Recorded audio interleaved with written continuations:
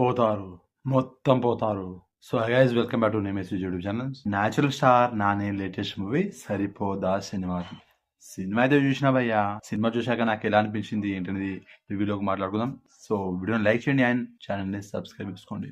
So సినిమాకి director Vivek Athreya and music director Jakes Vijay. So హీరోకి heroine కావాలి కదా. So heroine Priyanka Arul Mohan. So cinema యొక్క మెయిన్ ప్లాట్ ఏంటంటే సోకులపాలెం అనే ఊర్లో ప్రజలకి అన్యాయం జరుగుతుంది భయ్య.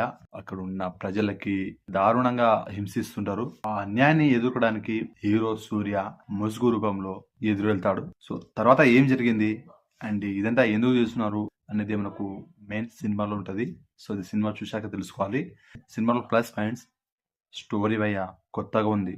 ఇప్పటివరకు వచ్చిన మన తెలుగు మూవీస్ లో ఈ టైప్ ఆఫ్ మూవీస్ అయితే నేను ఇప్పటివరకు చూడలేదు. సో సినిమా స్టోరీ అయితే డిఫరెంట్ ఉంది అండ్ బ్యాక్గ్రౌండ్ మ్యూజిక్ బాగుంటది భయ్య. హీరోయిన్ కూడా బాగానే చేసింది భయ్య. హీరోకి అండ్ ఎస్జే సూర్య గారి మధ్యలో వచ్చే సీన్స్ మాత్రం వేరే లెవెల్ భయ్య. థియేటర్స్ అసలు పగిలిపోయింది విజిల్స్ అరుపులతో. మామూలు లేదు భయ్య. అసలు థియేటర్ ఎక్స్పీరియన్స్ ఇది మామూలు లేదు. నాకైతే నాన్న యాక్టింగ్ తెలుసు మనకు, అలాగే ఎస్జే సూర్య గారి యాక్టింగ్ కూడా తెలుసు.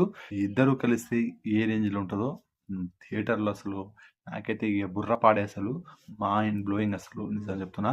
ముసుగులో హీరో విలన్స్ కి ఎదురు వెళ్తాడు. ఎవరికి అన్యాయం జరిగినా ఇది తన ప్రాబ్లం గా తీసుకొని ముందుకు వెళ్తాడు మన సూర్య. సో అలా హీరోని కనిపెట్టడానికి విలన్స్ అయితే వస్తారు, మొత్తానికి కనిపెట్టేస్తారు. తర్వాత హీరో ముసుగు తీసి మరి ఒక్కొక్కరిని ఉతికి ఆరేస్తాడు. సో నాని అన్నని ఈ టైప్ లో యాక్షన్స్ అయితే మనము ఇప్పటివరకు ఏ సినిమాలో చూడలేదు. సో ప్యూర్ యాక్షన్ సినిమా ఇది. యాక్షన్ మాత్రం మామూలు లేదు. సో కొత్తగా చూస్తాం మనం నాని అని. ఇప్పటివరకు ఒక లవర్ బాయ్ చూసాం అండ్ కామెడీ యాంగిల్ చూసాం. ఇప్పుడు యాక్షన్ మోడ్ లో, ప్యూర్ యాక్షన్ మోడ్ లో చూస్తాం. సో ఇది డిఫరెంట్ అనిపించింది నాకు. సినిమా మాత్రం మైండ్ బ్లోయింగ్. ఇంకా మీకు చాలా చెప్పాలని ఉంది.